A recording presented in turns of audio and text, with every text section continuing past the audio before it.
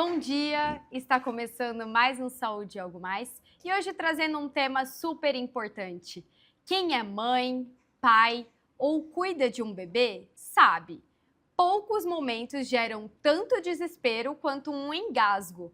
Basta um segundo de distração para o medo aparecer e na hora muita gente não sabe exatamente o que fazer. Mas a boa notícia é que informação e preparo podem fazer toda a diferença nesses momentos. Hoje, a gente vai entender como prevenir engasgos em bebês e em crianças, quais são os principais riscos no dia a dia e, principalmente, como agir de forma rápida e segura caso isso aconteça. Para essa conversa tão importante, eu recebo o pediatra e também tenente do Corpo de Bombeiros, André Luiz Jacques. Seja muito bem-vindo, André. Obrigado, Laura. Obrigado pelo convite. É Um um prazer estar aqui prazer. com vocês. Igualmente.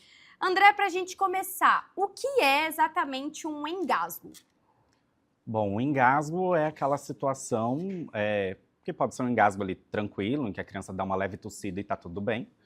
Só que o engasgo também pode ter as consequências da criança ficar roxa, né, cianótica, pode perder a consciência.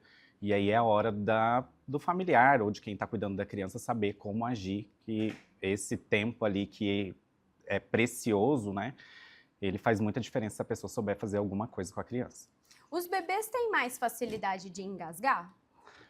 Os bebês, de certa forma, sim, porque o bebê ali, quando ele nasce, né, nos primeiros dias de vida ali, os primeiros meses, eles precisam coordenar a questão da sucção, precisam deglutir, né, precisam engolir o leite ali, né, seja materno ou seja a fórmula ali, e eles precisam coordenar também junto à respiração.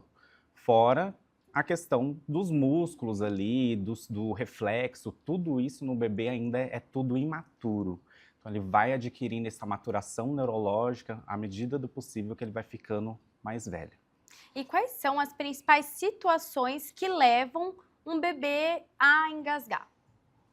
As principais situações é a questão do fluxo, às vezes da mamadeira, às vezes o bico ali de oferta ao bebê incorreta para a idade, às vezes a vazão fica maior do que deveria, pode ser a posição inadequada também do bebê,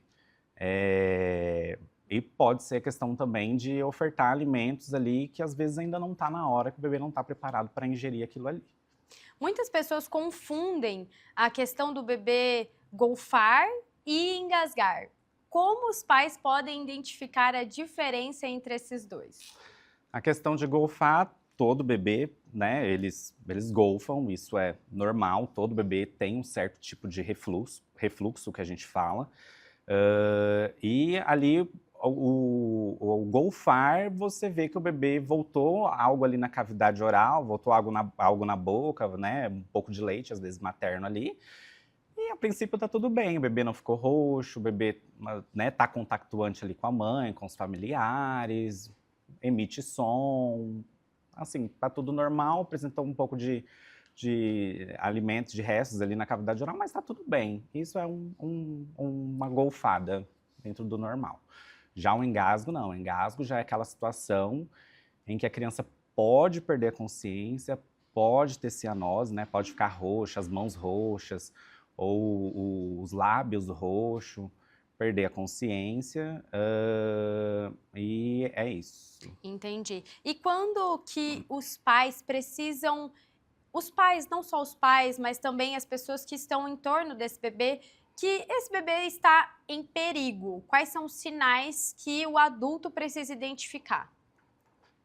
Principalmente a questão da reatividade do bebê ali e da questão da cianose, da questão da roxidão do bebê. E por que que isso acontece? O que que falta para o bebê ficar roxo desse jeito? Quando há uma obstrução das vias aéreas, a diminuição do oxigênio, o oxigênio, na verdade, ele diminui a concentração no sangue. Então, consequentemente, o bebê fica roxo e pode perder a consciência também. Com certeza ele é uma situação de desespero. E na hora do desespero, muita gente não sabe como agir. Qual é a primeira coisa que as pessoas devem fazer nesse tipo de situação? Bom, a primeira coisa a se fazer, na verdade, é pensar na prevenção. Na verdade, ali naquele momento em que a mulher ali, né, a família tá para ganhar aquele bebê, a preocupação é a questão do que levar para a maternidade, do que vai tomar, como é que vai ser. Então, são poucas pessoas que se preocupam em aprender a realmente fazer uma manobra né, de desengasgo. Mas a primeira coisa, né, viu ali que a criança tá com aqueles sinais, né, de cianose, tá vendo que a criança está engasgada, não emite som, não tosse, é proceder com a tapotagem que a gente fala, né? Que seria os 5 tapas nas costas do bebê ali, entre as escápulas, que seriam 5 tapas com essa região da mão, que seria a região mais firme, digamos assim. Seriam 5, se a criança não desengasgou ainda, seria virar ela do outro lado de barriga para cima e fazer 5 compressões também com essa região da mão para ver se a criança desengasga. E aí se a criança na região entre os mamilos, ali no centro do tórax. Uhum. Então se a criança não desengasgou, volta a criança, né, de barriga para baixo de novo, mais 5 tapas nas costas. Não voltou, volta, né, com a barriga para cima para fazer 5 compressões no centro do tórax. Na sua experiência, você acredita que todas as pessoas que estão em torno do bebê precisam desse treinamento?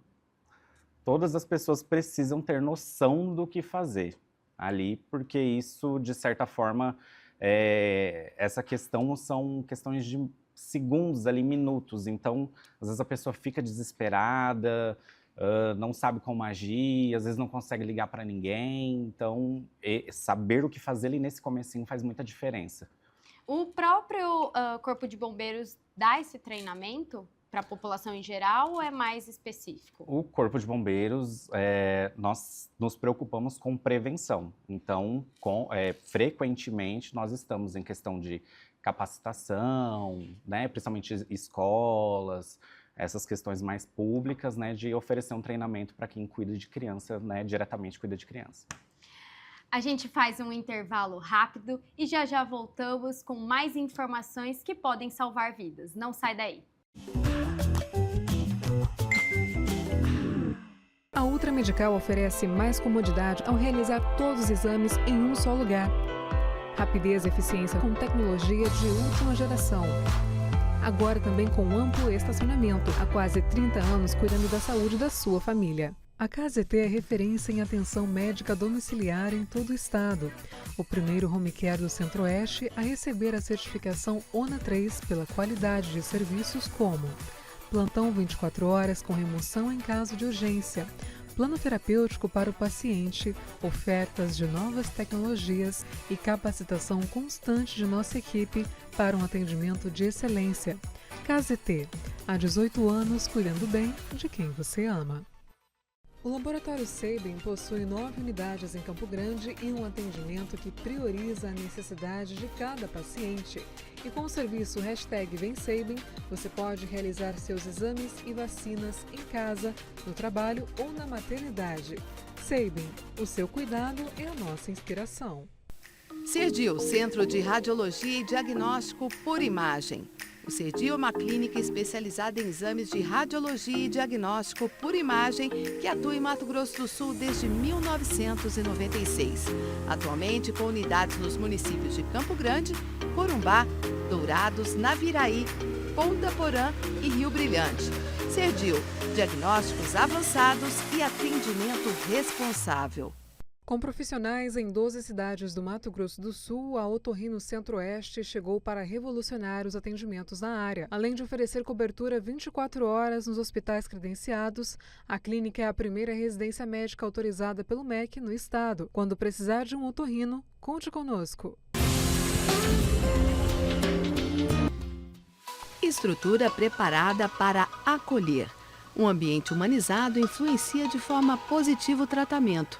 Este é o conceito que a Oncovita propõe para estreitar as relações entre profissionais de saúde e pacientes, sempre respeitando as características de cada um, aumentando as chances de cura e melhorando a qualidade de vida das pessoas. Para isso, contamos com uma equipe médica altamente qualificada que atua nas áreas de oncologia, hematologia, clínica da dor, oncogenética, psiquiatria, psicologia, urologia, mastologia, fisiatria e saúde do idoso. Plantão 24 horas com escalas de médicos acionados por telefone. Oncovita 24 horas atende, trata e acolhe o paciente oncológico. Neurocor, Centro de Diagnósticos e Intervenção Cardiovascular, com profissionais especializados em cardiologia intervencionista, cirurgia endovascular, neuroradiologia intervencionista e radiologia intervencionista. A empresa nasceu dentro do Hospital Cacemes de Campo Grande e contempla um moderno serviço de hemodinâmica que se dedica à realização de procedimentos minimamente invasivos para diagnosticar e tratar uma ampla variedade de doenças cardíacas e neurológicas. Após 2 anos de atuação no Hospital Cacemes de Campo Grande, a empresa Neurocor já expandiu seus serviços para os hospitais Cacemes de Três Lagoas e Corumbá, atendendo com a mesma qualidade e tecnologia os pacientes destas regiões. Neurocor, Centro de Diagnósticos e Intervenção Cardiovascular. Conheça a Endocate. Trabalhamos com diagnóstico e tratamento endovascular. Aqui você encontra profissionais altamente qualificados, prontos para te ajudar. Rua Oliveira Marques, Sala 3, Vila Lili, dentro do Hospital Cacemes, em Dourados. O Saúde Algo Mais está de volta, hoje trazendo um tema que gera muito desespero entre as pessoas. O engasgo, de uma forma geral, principalmente na infância, quando bebê, com o Dr. André Jacques, também tenente do Corpo de Bombeiros. André, existem algumas atitudes que precisam ser evitadas frente a um engasgo, por exemplo? Com certeza. Na questão ali do desespero da família, às vezes a questão do desespero às vezes dar uma chacoalhada na criança, ou às vezes é mesmo colocar o dedo dentro da boca da criança tentando pegar alguma coisa. Então isso também não é recomendado, porque às vezes nessa tentativa de você colocar o dedo para pegar essa coisa que talvez ele tenha tentado engolir ali, na verdade aí pode deslocar mais o objeto. Entendi. E além disso, a gente vê nas redes sociais, às vezes nos jornais, aquelas pessoas que tentam levar esse bebê para uma unidade de referência, enfim, unidades que possam ajudar. Você acha que essa prática é recomendada ou é melhor, por exemplo, ligar? Como a gente falou no bloco anterior, o ideal mesmo seria que a família tivesse se preparado para esse tipo de situação, né? Saber como agir, porque cada tempo que passa ali, ele faz diferença para o bebê. Mas essa questão de, às vezes, no desespero, se for perto, até tudo bem, mas às vezes o tempo de deslocamento, ele é, às vezes, uma unidade de saúde, ou às vezes uma unidade até do Corpo de Bombeiros, que a gente está vendo isso com bastante frequência, às vezes é longe. Então é mais fácil você ligar no 193, que é o número do Corpo de Bombeiros, ou no 192, que é o SAMU, para pegar as orientações, porque essas orientações da tapotagem, do que fazer ali, elas também são passadas por telefone. E geralmente são efetivas. Com certeza. Salvam vidas, com né? certeza. Bom, Ali do outro lado da linha, só da gente orientando o que fazer, a gente tá um silêncio, só a família desesperada, e de repente você ouve um choro do outro lado da linha, a gente sabe que deu certo. Isso, às vezes só de acalmar também as pessoas conseguem pensar, né? Porque com certeza isso traz muito desespero. E agora falando um pouco sobre medidas que previnem, né, o engasgo. A posição do bebê na hora da amamentação influencia? É o que a gente vê com muita frequência, que é o quê? Aquela mãe cansada, às vezes, né? Que amamentar é uma situação ali, né, difícil, né? É um aprendizado tanto para a mãe quanto para o bebê. Mas tem muitas mães que, pelo cansaço, colocam o bebê para mamar de lado. Ou às vezes ela está deitada e o bebê fica naquela posição horizontal, né? Então o ideal é que o bebê ali, né, que só mama por enquanto, é que ele fique numa posição semi-sentada, né? Ou se a mãe, né, no caso das mamadeiras, por exemplo, e se a mãe for amamentar, é aquela pega que o bebê fica um pouco mais horizontalizado, barriga com barriga, e o rostinho de frente para a mama da mãe mesmo, né? Não mamando de lado, que é o que a gente muitas vezes vê o bebê só pendurado ali no bico do seio materno só. É, uma coisa que eu falo para as gestantes de uma forma prática, né? Ninguém come de lado, todo mundo come de frente. Então, isso eu acho que ajuda, né? E em relação à introdução alimentar, na sua experiência, você acredita que os cuidados precisam ser redobrados? A partir dos 6 meses, né, é recomendada a questão do início da introdução alimentar. E ali é realmente uma questão de transição, é uma questão da criança estar preparando toda a sua musculatura, que ainda é imatura, se adaptando para poder comer de tudo. Então ali realmente, aos 6 meses a gente começa com os alimentos, né, mais trituradinhos, ali, mais pastoso, para depois a gente ir fazendo essa progressão. E é interessante você respeitar ali mais ou menos a idade do que a criança pode, o que não pode comer. Então, às vezes a gente vê com muita frequência crianças pequenas aí na introdução alimentar já comendo uva. Então, uva a gente até recomenda que seja depois dos 4 anos, né? Antes disso, ela precisa ser cortada em 4 partes, que seria no sentido longitudinal. Porque se você até corta na metade, o risco da criança, às vezes, engolir aquilo ali e acabar indo para a questão da traqueia, né? Pode causar uma obstrução também. Você comentou da uva. Existem outros alimentos que oferecem maior risco? A uva, como eu tinha falado, alimentos cilíndricos, como salsicha também, balas, né? Que são, às vezes a gente, dependendo da bala, geralmente as balas duras, crianças às vezes correndo, né? E também tem aquela questão que às vezes a minha mãe ou a minha avó falava, não come de boca aberta, não fica falando na mesa. Justamente por isso, porque é uma questão de coordenação. Então, a coordenação da respiração e da deglutição ali. Então, você precisa se concentrar para engolir. Então, aquela criança que às vezes está na mesa e conversa. Então, tem risco de engasgar também. Tem aquela prática antiga também de não come dentro da piscina, por exemplo. Isso influencia alguma coisa ou isso é um mito? Na verdade, o que se deve ter em mente é que se alimentar ali, comer, é um movimento, uma atividade que exige concentração também. Então, o ideal é estar sentado à mesa, né, longe de televisão, porque às vezes a televisão também te distrai nesse movimento de coordenação, de engolir, né, respirar, engolir. Então, é uma atividade que exige atenção também. Então, o ideal é sentado na mesa. Se concentrar. Isso aí. Como que o Corpo de Bombeiros contribui para essa orientação à população? Bom, na questão de quando o problema já acontece, a gente tem 193, né? Mas o bombeiro vem, né, contribuindo com a sociedade, com as instituições públicas, oferecendo palestras, né? O nosso Instagram também muitas vezes tem publicação sobre isso. Recentemente houve mudanças pela American Heart Association, né, de 2025, que entraram em vigor agora. Então, sempre tem essa questão da mídia também, do bombeiro, mostrando para a população como que deve se agir. Depois do intervalo, Saúde Algo Mais volta a falar um pouco mais sobre primeiros socorros quando o bebê está engasgado. Não sai daí.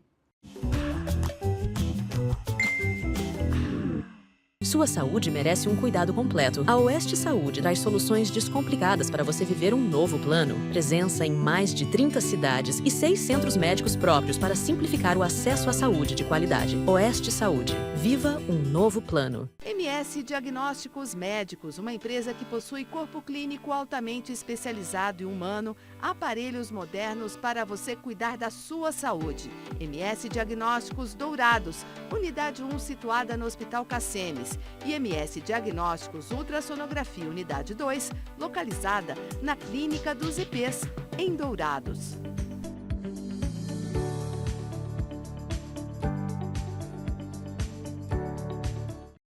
A SAD apresenta a você a ultrassonografia domiciliar, um serviço inovador que leva o exame até a sua casa. Nosso time de especialistas garante precisão no diagnóstico com apenas 2 horas para o resultado e toda a comodidade e o cuidado que você merece. Com um atendimento humanizado e uma equipe altamente qualificada, o Grupo ASA Anestesia acompanha cada paciente do pré ao pós-operatório. Com tecnologia de ponta e padrões internacionais de qualidade, o ASA garante segurança em cada procedimento. Oferecemos confiança para a equipe médica, segurança e bem-estar para o paciente. Grupo ASA, nossa especialidade é a anestesia. Cuidar da sua saúde começa com um diagnóstico preciso. Na ProExames, unimos tecnologia de ponta a um atendimento humanizado, oferecendo exames e laudos de alta qualidade. Nossa equipe especializada está sempre pronta para garantir um atendimento seguro e eficiente. ProExames, diagnósticos confiáveis, cuidado de verdade. Fazer exames periódicos com um médico oftalmologista é a melhor maneira para identificar futuros problemas de visão. Instituto da Visão, centro especializado no tratamento e diagnósticos de doenças oftalmológicas. Tratamento para ceratocone, glaucoma, a retinoplatia diabética, a catarata, as uveites, além de correções a laser para erros de refração. Marque uma avaliação com um de nossos especialistas. Instituto da Visão. Reabilitação cardiopulmonar e metabólica com qualidade, ciência e resultado. Esse é o foco da Pulmonar. Estamos presentes em 5 hospitais do MS e no ambulatório do Hospital Cacemes, com atendimento especializado, tecnologia, gestão inteligente e cuidado humanizado para transformar indicadores de saúde em benefício real para pacientes e hospitais.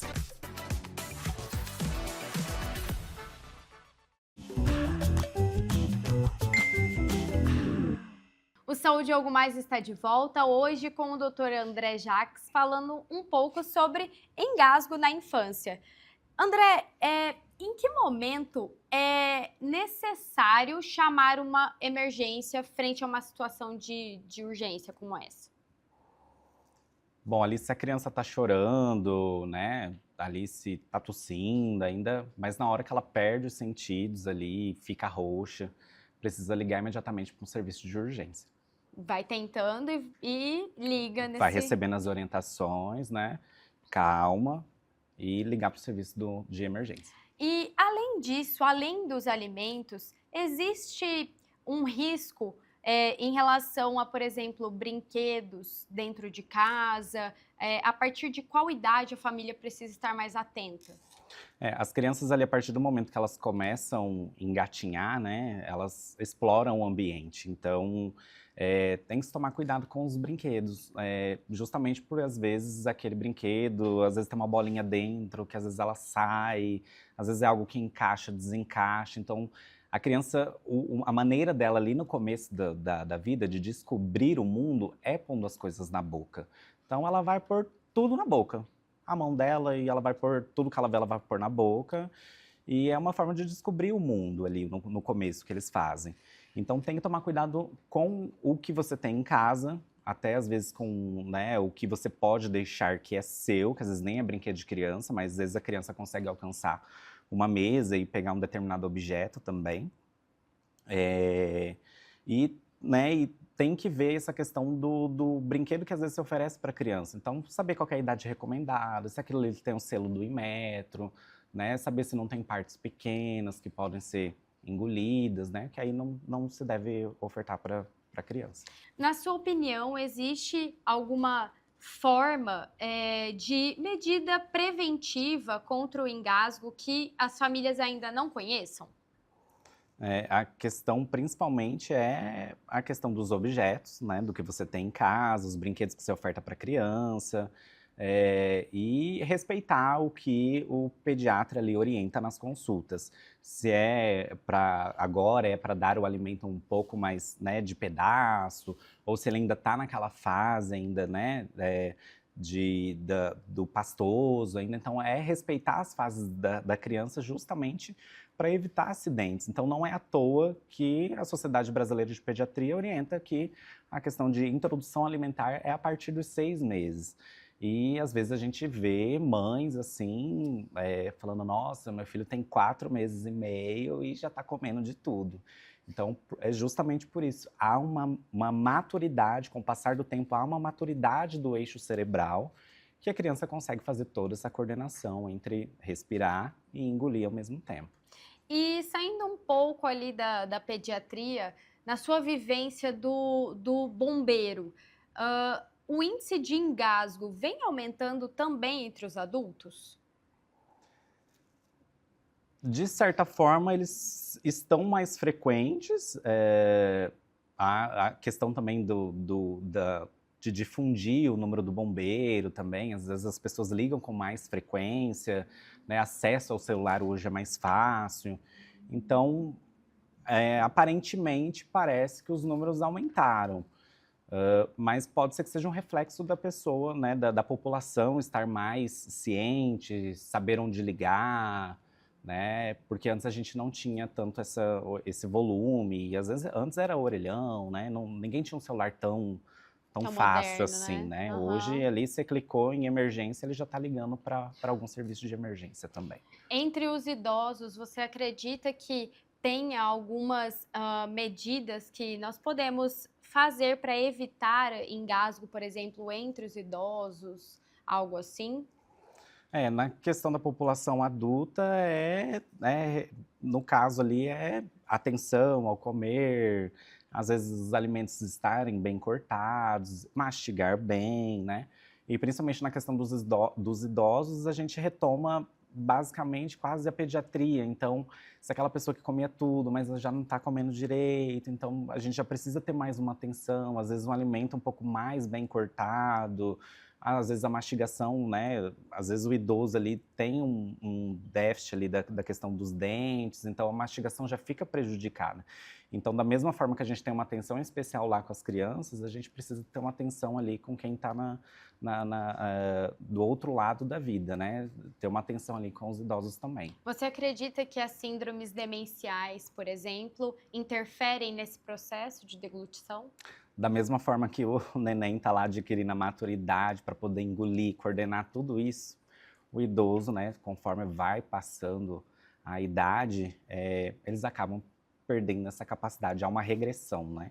Então, tem que respeitar isso no idoso e saber a hora do que vai ofertar, né? Às vezes mais cortado, às vezes batido, dependendo de como é que a pessoa consegue engolir. E para a gente encerrar, qual mensagem você deixaria para os pais e cuidadores sobre este tema? Deixaria como mensagem que se preocupem em aprender essa questão do desengasgo, porque a gente nunca espera que aconteça dentro da nossa casa, né? A gente sempre vê acontecer com o vizinho, mas a gente nunca espera que aconteça conosco. Então, estar preparado ali, né, para poder agir, ter calma e saber o que fazer. Então, pode estar tanto de olho nas redes sociais do bombeiro, há aulas dentro do YouTube também que falam sobre isso, né? Então, acredito que a família ali, na hora que está para receber esse bebê, né, bolsa da maternidade, roupa, a roupinha que vai embora da maternidade. Então, são N preocupações, né? Mas também não esquecer desse lado. Com certeza. Doutora André, muito obrigada pelas informações, por trazer esse tema de uma forma tão esclarecedora. E a gente fica muito feliz com a sua presença aqui no programa. Obrigado. Com certeza, a informação pode salvar vidas. O preparo e a prevenção para este momento faz toda a diferença. E muitas vezes nós nem percebemos que essas emergências podem acontecer dentro da nossa casa. Então, fica aqui o alerta. Prevenir, com certeza, é o melhor remédio. O Saúde Algo Mais fica aqui e eu te espero no próximo programa.